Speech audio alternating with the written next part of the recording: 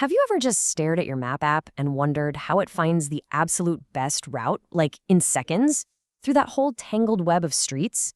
Well, it's not magic. It's actually some really cool math. Today, we're going to pull back the curtain on the brilliant logic that powers pretty much all modern navigation. All right, let's get into it. So, let's start with the big question here. When you ask for directions, what does best even mean? Right? Is it the route with the fewest turns, or is it the one that covers the shortest actual distance? That distinction, well, it's everything. Take a look at this. Route A has fewer stops, only 2, but Route B, even with 4 stops, is a whole 20 miles shorter. Now, if you're talking about a social network, you'd want the fewest hops to connect with someone, so you'd pick A. But for a road trip, come on, you're picking B every single time to save on gas. This is the fundamental challenge. The path with the fewest steps isn't always the shortest. Yeah, that really intuitive idea of just counting the stops, or hops as we call them, it can be super misleading when you're dealing with geography or really any network where the connections aren't all the same. This hop counting method, it's called finding the unweighted shortest path. And that word, unweighted, is the key. It just assumes every single connection, every road between 2 points is exactly the same. It gives them all a value of 1. So in its eyes, a 10-mile stretch of highway is no different than a tiny little side street. And this quote just hits the nail on the head. It perfectly explains why that simple approach just doesn't work for maps. An unweighted search will tell you, hey, you need to take 5 streets to get there.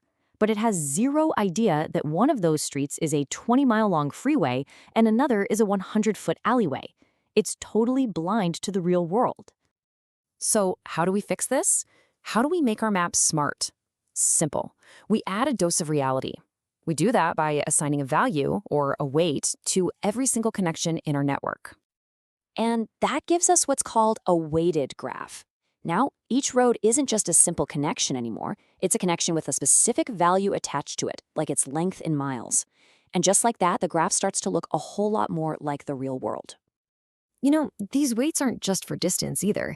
They can represent dollar amounts to trace financial transactions, or the amount of data flowing through a network to optimize it.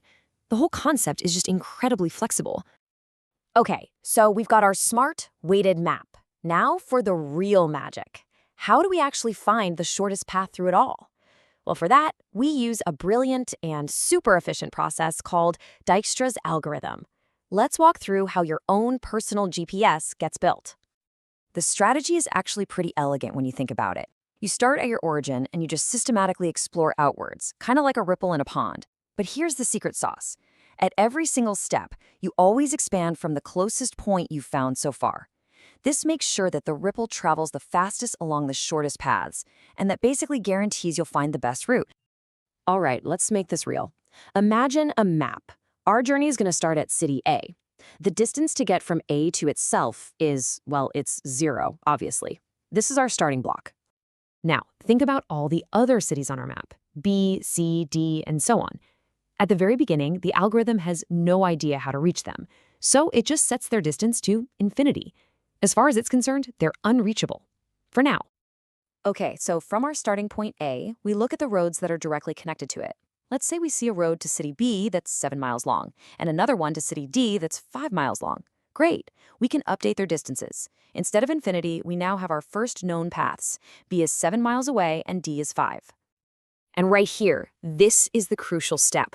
So where do we explore from next? We have a path to B that's 7 miles and a path to D that's 5.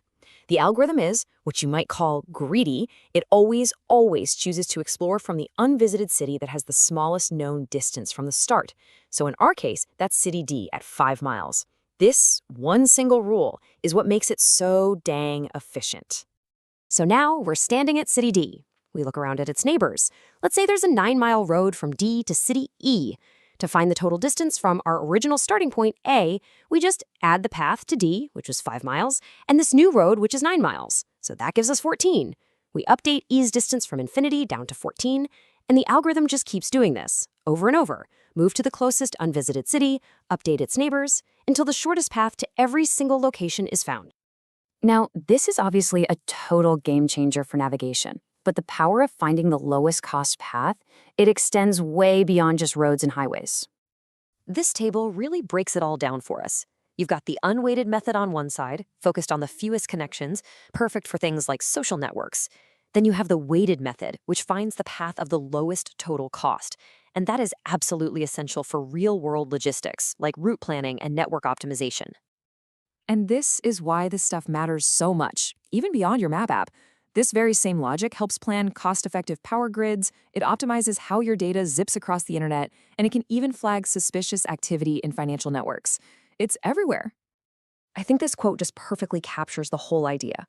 The real world isn't uniform, right? Some paths are harder, or longer, or more expensive than others. And weighted graphs give us the tools to actually model that complexity and make really smart decisions based on it. So I'll leave you with this final kind of fascinating thought.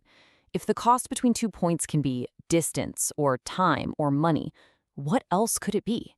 Could it represent risk or maybe difficulty?